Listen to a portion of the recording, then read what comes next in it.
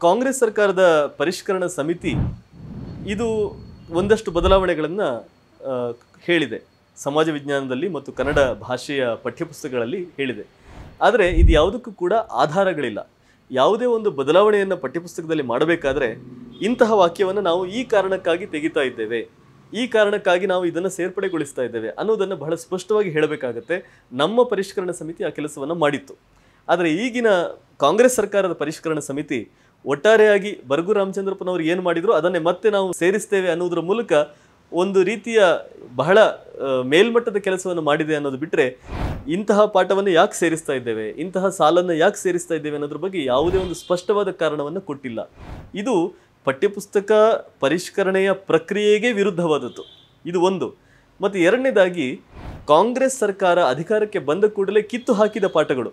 ಯಾಕಂದರೆ ನಮ್ಮ ಶಿಕ್ಷಣ ಮಂತ್ರಿಗಳು ಅವರ ಒಂದು ಸುಸಂಸ್ಕೃತವಾದ ಭಾಷೆಯಲ್ಲಿ ಅವರು ಹೇಳ್ತಾರೆ, ನಾವು ಪಠ್ಯಪುಸ್ತಕದಿಂದ ಕೆಲವು ಪಾಠಗಳನ್ನು ಕಿತ್ತು ಹಾಕ್ತೇವೆ ಅಂತ ಹೇಳಿ.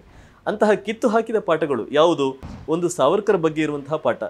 ಸಾವರ್ಕರ್ ಅವರು ಅಂಡಮಾನ್ ಜೈಲಿನಲ್ಲಿ ಯಾವ ರೀತಿಯ ಶಿಕ್ಷೆಯನ್ನು ಪಡಿತಾ ಇದ್ರು, ಕಾಲಪಾನಿ ಶಿಕ್ಷೆ ಎಷ್ಟು ಘೋರವಾಗಿತ್ತು ಅನ್ನೋದ್ರ ಬಗ್ಗೆ KT ಗಟ್ಟಿಯಂತಹ ಒಬ್ಬ ಅಬ್ರಾಹ್ಮಣ ಲೇಖಕ, ನಾನು ಯಾಕೆ ಈ ಮಾತನ್ನು ಬಹಳ ಎಚ್ಚರಿಕೆಯಿಂದ ಹೇಳ್ತಾ ಇದ್ದೇನೆ ಅಂದರೆ, ಒಬ್ಬ ಬ್ರಾಹ್ಮಣ ಲೇಖಕ ಇದನ್ನೇನಾದರೂ ಬರೆದಿದ್ರೆ ಅದನ್ನು ಕೂಡ ವಿವಾದ ಮಾಡ್ತಾ ಇದ್ರು. ಆದರೆ ಒಬ್ಬ ಅಬ್ರಾಹ್ಮಣ ಲೇಖಕ ಕೂಡ ಬರೆದ ಪಾಠವನ್ನು ಇವರು ಕಿತ್ತು ಹಾಕಿದರು. ಎರಡನೇದಾಗಿ, ಇವರು ಹೆಡ್ಗೆವಾರವರ ಒಂದು ಪಾಠವನ್ನು ಅದನ್ನು ಕೂಡ ಅವರು ತೆಗೆದುಹಾಕಿದರು. ಅದೇ ರೀತಿಯಲ್ಲಿ ಭಗತ್ ಸಿಂಗ್ ಬಗ್ಗೆ, ರಾಜಗುರು ಸುಖದೇವನಂತಹ ಕ್ರಾಂತಿಕಾರಿಗಳ ಬಗ್ಗೆ ಇದ್ದಂಥ ಪಾಠವನ್ನು ಕೂಡ ತೆಗೆದುಹಾಕಿದರು. ಶ್ರೇಷ್ಠ ಭಾರತೀಯ ಚಿಂತನೆಗಳು ಅನ್ನೋ ಒಂದು ಪಾಠ, ಇದು ಭಾರತೀಯ ಮೌಲ್ಯಗಳ ಉದಾತ್ತತೆಯನ್ನು ಹೇಳುವಂಥ ಒಂದು ಪಾಠ, ಇದನ್ನು ತೆಗೆದುಹಾಕಿದರು. ಅಂದರೆ ಇವರ ಉದ್ದೇಶ ಏನಿತ್ತು ಅನ್ನೋದು ಬಹಳ ಸ್ಪಷ್ಟ ಇದೆ. ಮಕ್ಕಳಿಗೆ ಶ್ರೇಷ್ಠವಾದ ಭಾರತೀಯ ಚಿಂತನೆಯನ್ನು ಕೊಡಬೇಕಾಗಿಲ್ಲ, ಭಗತ್ ಸಿಂಗ್ಗೆ ಅವಮಾನ ಮಾಡಬೇಕು, ಭಗತ್ ಸಿಂಗ್ ಬಗ್ಗೆ ಮಕ್ಕಳು ಓದಬಾರದು, ಸುಖದೇವ್ ರಾಜಗುರು ಅವರ ಒಂದು ತ್ಯಾಗ ಏನಿದೆ, ಬಲಿದಾನ ಏನಿದೆ, ಅದರ ಬಗ್ಗೆ ಮಕ್ಕಳು ಓದಬಾರದು, ಹೆಡ್ಗೇವಾರ್ ಅವರು ಹೇಳುವ ಉದಾತ್ತ ಚಿಂತನೆಗಳನ್ನು ಮಕ್ಕಳು ಓದಬಾರದು, ಹೆಡ್ಗೇವಾರ್ ಅವರ ಹೆಸರನ್ನೇ ಮಕ್ಕಳು ಕೇಳಬಾರದು. ಅದೇ ರೀತಿಯಲ್ಲಿ ಸಾವರ್ಕರ್ ಅವರನ್ನು ಒಬ್ಬ ದೇಶದ್ರೋಹಿಯಾಗಿ ಅದನ್ನು ಬಿಂಬಿಸಬೇಕು, ಅವರ ಕಾಲಪಾನಿ ಶಿಕ್ಷೆಯ ಬಗ್ಗೆ ಮಕ್ಕಳಿಗೆ ಹೇಳಬಾರದು ಅನ್ನುವ ಉದ್ದೇಶವನ್ನು ಇಟ್ಟುಕೊಂಡು, ಕುತಂತ್ರವನ್ನು ಇಟ್ಟುಕೊಂಡು ಇವರು ಆ ಪಾಠಗಳನ್ನು ಕಿತ್ತು ಹಾಕುವ ಕೆಲಸವನ್ನು ಮಾಡಿದರು. ಆದರೆ ಇಲ್ಲಿ ಒಂದು ಅಂಶವನ್ನು ನಾವು ಗಮನಿಸಬೇಕು. ಇವರು ಆ ರೀತಿ ಕಿತ್ತು ಹಾಕಿದ ಪಾಠಗಳ ಒಂದು ಪ್ರಕ್ರಿಯೆ ಏನಿದೆ ಅದು ಸಂಪೂರ್ಣವಾಗಿ ಸಂವಿಧಾನಕ್ಕೆ ವಿರುದ್ಧವಾದದ್ದು. ಯಾಕೆ ಅಂತ ಹೇಳಿದರೆ, ಒಂದು ಪಠ್ಯಪುಸ್ತಕವನ್ನು ಪರಿಷ್ಕರಣೆ ಮಾಡಬೇಕಾದ್ರೆ, ಅದರಲ್ಲಿ ಒಂದು ಸಾಲನ್ನು ಸೇರಿಸೋದಾಗಲಿ ತೆಗೆಯೋದಾಗಲಿ ಮಾಡಬೇಕಾದ್ರೆ, ಅಥವಾ ಒಂದು ಅಧ್ಯಾಯವನ್ನು ಸೇರಿಸೋದಾಗಲಿ ತೆಗೆಯೋದಾಗಲಿ ಮಾಡಬೇಕಾದ್ರೆ ಅದಕ್ಕೆ ಒಂದು ಪ್ರಕ್ರಿಯೆ ಅಂತಿದೆ. ಒಂದು ಸಮಿತಿಯನ್ನು ರಚನೆ ಮಾಡಬೇಕು, ಆ ಸಮಿತಿಗೆ ಒಬ್ಬರು ಅಧ್ಯಕ್ಷರಿರಬೇಕು, ಅದರಲ್ಲಿ ಕೆಲವರು ಸದಸ್ಯರಿರಬೇಕು, ಮತ್ತು ಅವರೆಲ್ಲರೂ ಕೂಡ ಸಭೆಯನ್ನು ಸೇರಬೇಕು. ಆ ಸಭೆಯಲ್ಲಿ ಇಂತಿಂಥ ಪಾಠಗಳನ್ನು ತೆಗಿಬೇಕೋ ಬೇಡವೋ, ಇಂಥದನ್ನು ಸೇರಿಸಬೇಕೋ ಬೇಡವೋ ಅನ್ನೋದ್ರ ಬಗ್ಗೆ ಚರ್ಚೆ ಆಗಬೇಕು, ಮತ್ತು ಸರ್ವಾನುಮತದ ನಿರ್ಣಯ ಬರಬೇಕು. ಆ ನಿರ್ಣಯಗಳು ಬಂದ ಮೇಲೆ ಇಂತಿಂಥ ಬದಲಾವಣೆಯನ್ನು ನಾವು ಮಾಡಬೇಕು ಅಂತ ನಿಶ್ಚಯ ಮಾಡಿದ್ದೇವೆ ಅಂತ ಹೇಳಿ ಒಂದು ಪತ್ರವನ್ನು ಅವರು DSCRTಗೆ ಕೊಡಬೇಕು. DSCRT ಅವರು ಅದನ್ನು ಅಪ್ರೂವಲ್ ಮಾಡಬೇಕು. ಅಪ್ರೂವಲ್ ಮಾಡಿದ ಮೇಲೆ ಆ ಶಿಫಾರಸು ಸರ್ಕಾರಕ್ಕೆ ಹೋಗಬೇಕು. ಸರ್ಕಾರ ಕೊನೆಗೆ ಆ ಶಿಫಾರಸುಗಳನ್ನು ಅಂಗೀಕಾರ ಮಾಡಬೇಕು. ಈ ರೀತಿಯ ಒಂದು ಉದ್ದದ ಒಂದು ಪ್ರಕ್ರಿಯೆ ಇದೆ.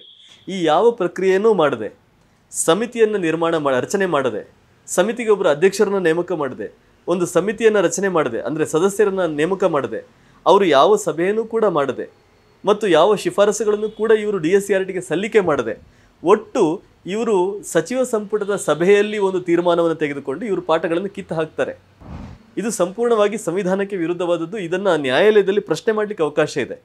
ಅದನ್ನು ಯಾರೂ ಪ್ರಶ್ನೆ ಮಾಡಿಲ್ಲ ಅನ್ನುವ ಕಾರಣಕ್ಕೆ ಅದು ಸಂವಿಧಾನಾತ್ಮಕವಾದದ್ದು ಅಂತ ಹೇಳಲಿಕ್ಕೆ ಸಾಧ್ಯ ಇಲ್ಲ. ಹಾಗಾಗಿ ಈ 4 ಮುಖ್ಯವಾದ ಕನ್ನಡ ಭಾಷೆಯಲ್ಲಿ ಇರುವಂಥ ಪಾಠಗಳೇನಿದೆ ಇದನ್ನು ಕಿತ್ತು ಹಾಕಿದ್ದಾರಲ್ಲ, ಇದು ಸಂಪೂರ್ಣ ಸಂವಿಧಾನಕ್ಕೆ ವಿರುದ್ಧವಾದದ್ದು. ಈ ಪಾಠಗಳನ್ನು ಕಿತ್ತು ಹಾಕಿದ ಪಠ್ಯಪುಸ್ತಕಗಳನ್ನೇನಾದರೂ ಮುದ್ರಣ ಮಾಡಿ ಮಕ್ಕಳಿಗೆ ಕೊಟ್ಟರೆ ಅದನ್ನು ತಡೆ ಹಿಡಿಯುವ ಒಂದು ಅಧಿಕಾರ ನ್ಯಾಯಾಲಯಕ್ಕೆ ಇದೆ.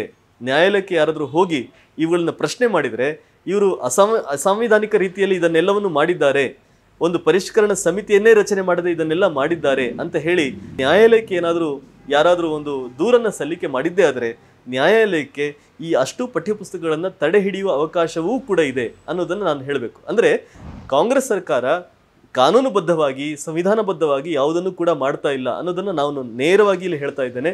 ಇವರು ಒಂದು ಸಚಿವ ಸಂಪುಟದ ಸಭೆಯಲ್ಲಿ ತೀರ್ಮಾನವನ್ನು ತೆಗೆದುಕೊಂಡು ಇಷ್ಟು ಪಾಠವನ್ನು ಕಿತ್ತು ಹಾಕ್ತೇವೆ, ಇಷ್ಟು ಪಾಠವನ್ನು ಸೇರಿಸ್ತೇವೆ ಅಂತ ಹೇಳುವಂಥದ್ದು, ಇದು ಯಾವುದೂ ಕೂಡ ಅಂಬೇಡ್ಕರ್ ಪ್ರಣೀತ ಸಂವಿಧಾನಕ್ಕೆ ಬದ್ಧವಾದದ್ದಲ್ಲ, ಸಮ್ಮತವಾದದ್ದಲ್ಲ. ಇದು ಸಂಪೂರ್ಣವಾಗಿ ಸಂವಿಧಾನಕ್ಕೆ ವಿರುದ್ಧವಾದಂಥ ಒಂದು ಪ್ರಕ್ರಿಯೆ. ಈ ಒಂದು ಅಂಶವನ್ನು ಕೂಡ ನಾವು ನೆನಪಿಡಬೇಕು. ಅದರ ಜೊತೆಗೆ ಪರಿಷ್ಕರಣಾ ಸಮಿತಿ ಕೊಟ್ಟಿರುವಂತಹ ಕೆಲವು ಶಿಫಾರಸು, ಕನ್ನಡದಲ್ಲಿ ಕೆಲವು ಪಾಠಗಳನ್ನು ಇವರು ಬಿಟ್ಟಿದ್ದಾರೆ, ಕೆಲವು ಪಾಠಗಳನ್ನು ಸೇರಿಸಿದ್ದಾರೆ, ಇದು ಕೂಡ ಇದಕ್ಕೆ ಯಾವುದೇ ಒಂದು ಕಾರಣವನ್ನು ಅವರು ಕೊಟ್ಟಿಲ್ಲ. ದೇವನೂರು ಮಹಾದೇವ ಅವರ ಪಾಠವನ್ನು ರೋಹಿತ್ ಚಕ್ರತೀರ್ಥ ಅವರ ಸಮಿತಿ ತೆಗೆದುಹಾಕಿತ್ತು ಅನ್ನುವ ವಿಚಾರ ಕೆಲವು ಕಡೆಯಲ್ಲಿ ಬರ್ತಾ ಇದೆ. ನಾವು ದೇವನೂರು ಮಹಾದೇವ ಅವರ ಪಾಠವನ್ನು ತೆಗೆದು ಹಾಕಿರಲಿಲ್ಲ. ದೇವನೂರು ಮಹಾದೇವ ಅವರು ತನ್ನ ಪಾಠ, ತಾನು ಬರೆದಿರುವ ಪಾಠ ಈ ಪಠ್ಯಪುಸ್ತಕದಲ್ಲಿ ಇರಬಾರದು ಅಂತ ಹೇಳಿ ಅವರೇ ಮೇಲಿಂದ ಮೇಲೆ ಪತ್ರಗಳನ್ನು ಬರೆದು ಸರ್ಕಾರಕ್ಕೆ ಕೊನೆಗೆ ತೆಗೆದು ಹಾಕುವ ಹಾಗೆ ಮಾಡಿದ್ದರು. BJP ಸರ್ಕಾರದಲ್ಲಿ ಬರುವ ಪಠ್ಯಪುಸ್ತಕದಲ್ಲಿ ನನ್ನ ಪಾಠ ಇರಬಾರದು ಅಂತ ಹೇಳುವ ದೇವನೂರು ಮಹಾದೇವ ಕಾಂಗ್ರೆಸ್ ಸರ್ಕಾರ ಪ್ರಿಂಟ್ ಮಾಡುವಂಥ ಪಠ್ಯಪುಸ್ತಕದಲ್ಲಿ ನನ್ನ ಪಾಠ ಇರಬಹುದು ಅಂತ ಹೇಳ್ತಾರೆ ಅಂದರೆ ನಾವು ಅವರ ಬದ್ಧತೆ ಏನು? ಅವರು ಒಬ್ಬ ನಿಜವಾದ ಸಾಹಿತಿಯೋ ಅಥವಾ ರಾಜಕೀಯ ಸಾಹಿತಿಯೋ ಅಥವಾ ಒಂದು ರಾಜಕೀಯ ಪಕ್ಷದ ಸಾಹಿತಿಯೋ ಅಂತ ನಾವು ಕೇಳಬೇಕಾಗತ್ತೆ. ನಾವು ಅವರ ಪಾಠವನ್ನು ತೆಗೆದು ಹಾಕಿರಲಿಲ್ಲ. P. ಲಂಕೇಶ್ ಅವರ ವಿಚಾರದಲ್ಲಿ ಬಹಳ ದೊಡ್ಡ ವಿವಾದವನ್ನು ಸೃಷ್ಟಿ ಮಾಡಲಿಕ್ಕೆ ಕೆಲವರು ಪ್ರಯತ್ನ ಮಾಡಿದರು. P. ಲಂಕೇಶ್ ಅವರು ಬರೆದ ಒಂದು ಪಾಠ, ಒಂದು ಕತೆ, ಮೃಗ ಮತ್ತು ಸುಂದರಿ ಅಂತ ಹೇಳುವಂಥದ್ದನ್ನು, ಆ ಮೂಲ ಕಥೆಯನ್ನು ಬಿಟ್ಟು ಯಾವುದೋ ಒಂದು ಸಣ್ಣ ಸರಳೀಕೃತ ಕಥೆಯನ್ನು ತೆಗೆದುಕೊಂಡು ಬಂದು ಇವರು ಪಾಠಪುಸ್ತಕದಲ್ಲಿ ಸೇರಿಸಿದ್ರು. ನಾವು ಅದನ್ನು ಲಂಕೇಶರ ಗದ್ಯ ಅಲ್ಲ ಅನ್ನುವ ಕಾರಣಕ್ಕೆ ಅದನ್ನು ತೆಗೆದು ಹಾಕಿದ್ದೆವು. ಆದರೆ ಈಗ ಮತ್ತೆ ಆ ಪಾಠವನ್ನು ಸೇರಿಸಿದ್ದಾರೆ. ಅದು ಲಂಕೇಶರು ಬರೆದ ಗದ್ಯ ಅಲ್ಲ. ಲಂಕೇಶರು ಬರೆದ ಯಾವುದೋ ಮೂಲ ಕಥೆಯನ್ನು ಇಟ್ಟುಕೊಂಡು ಯಾರೋ ಬೇರೆಯವರು ಬರೆದಿರುವಂಥ ಒಂದು ಗದ್ಯ, ಅದನ್ನು ಲಂಕೇಶರ ಹೆಸರಲ್ಲಿ ನೀವು ಪ್ರಚಾರ ಮಾಡ್ತಾ ಇದ್ದೀರಿ, ಲಂಕೇಶರ ಹೆಸರಿಗೂ ಕೂಡ ನೀವು ಅವಮಾನ ಮಾಡ್ತಾ ಇದ್ದೀರಿ ಅಂತ ನಾವು ನೇರವಾಗಿ ಹೇಳಬೇಕಾಗತ್ತೆ. ಹೀಗೆ ಅನೇಕ ಅಂಶಗಳು, ಸೂಕ್ಷ್ಮವಾದಂಥ ಅಂಶಗಳು, ಪರಿಷ್ಕರಣಾ ಸಮಿತಿ ಯಾವುದೇ ಎಚ್ಚರಿಕೆಯನ್ನು ತೆಗೆದುಕೊಳ್ಳದೆ ಈ ಎಲ್ಲ ಪರಿಷ್ಕರಣೆಯನ್ನು ಮಾಡ್ತಾ ಇದ್ದಾರೆ. ಹೊಸ ಪಾಠಗಳನ್ನು ಸೇರಿಸುವ, ಹಳೆ ಪಾಠಗಳನ್ನು ಕೈ ಬಿಡುವ ಕೆಲಸವನ್ನು ಮಾಡ್ತಾ ಇದ್ದಾರೆ. ಇದು ಯಾವುದೂ ಕೂಡ ಸಂವಿಧಾನಕ್ಕೆ ಬದ್ಧವಾದದ್ದು, ಪೂರಕವಾದದ್ದು ಅಲ್ಲ ಅನ್ನೋದನ್ನು ನಾವು ನೇರವಾಗಿ ಹೇಳಬೇಕಾಗಿದೆ. ಇದನ್ನು ಜನಸಾಮಾನ್ಯರು ಅರ್ಥ ಮಾಡಿಕೊಳ್ಬೇಕಾಗಿದೆ. ಸೊ ಇವತ್ತಿಗೂ ಕೂಡ ನಾನು ಹೇಳ್ತಾ ಇರುವಂಥದ್ದು, ಸಚಿವ ಸಂಪುಟದ ಸಭೆಯಲ್ಲಿ ತೀರ್ಮಾನವನ್ನು ತೆಗೆದುಕೊಂಡು ಪಠ್ಯಪುಸ್ತಕದಿಂದ ಪಾಠವನ್ನು ತೆಗೆದುಹಾಕುವ ಅಧಿಕಾರ ಆಗಲಿ, ಅವಕಾಶ ಆಗಲಿ ಯಾವುದೇ ರಾಜಕೀಯ ಪಕ್ಷಕ್ಕೆ ಇಲ್ಲ, ಯಾವುದೇ ಸರ್ಕಾರಕ್ಕೆ ಇಲ್ಲ. ಹಾಗಾಗಿ ಇವರು ಕಿತ್ತು ಹಾಕಿರುವಂತಹ ವೀರ ಸಾವರ್ಕರ್ ಅವರ ಪಾಠ ಇರ್ಬೋದು, ಶ್ರೇಷ್ಠ ಭಾರತೀಯ ಚಿಂತನೆಗಳು ಅನ್ನೋ ಪಾಠ ಇರಬಹುದು, ಭಗತ್ ಸಿಂಗ್ ಮತ್ತು ಸುಖದೇವ್ ರಾಜಗುರು ಅವರ ಪಾಠ ಇರಬಹುದು, ಅಥವಾ ಹೆಡ್ಗೇವಾರರ ಒಂದು ಭಾಷಣದ ಒಂದು ಪಾಠ ಇರಬಹುದು, ಇದು ಯಾವುದೂ ಕೂಡ ಇವರು ಸಚಿವ ಸಂಪುಟದ ಸಭೆಯಲ್ಲಿ ತೀರ್ಮಾನ ತೆಗೆದುಕೊಂಡು ಮಾಡಿರುವಂಥದ್ದು ಇದು ಸಂವಿಧಾನಕ್ಕೆ ಬದ್ಧವಾದದ್ದಲ್ಲ. ಪೂರ್ತಿಯಾಗಿ ಸಂವಿಧಾನ ವಿರೋಧಿ ಕೆಲಸವನ್ನು ಕಾಂಗ್ರೆಸ್ ಸರ್ಕಾರ ಮತ್ತು ಅದರ ಪರಿಷ್ಕರಣಾ ಸಮಿತಿ ಮಾಡಿದೆ ಅಂತ ನಾನು ಬಹಳ ನೇರವಾಗಿ ಈ ಸಂದರ್ಭದಲ್ಲಿ ಹೇಳಲಿಕ್ಕೆ ಇಷ್ಟಪಡ್ತೇನೆ.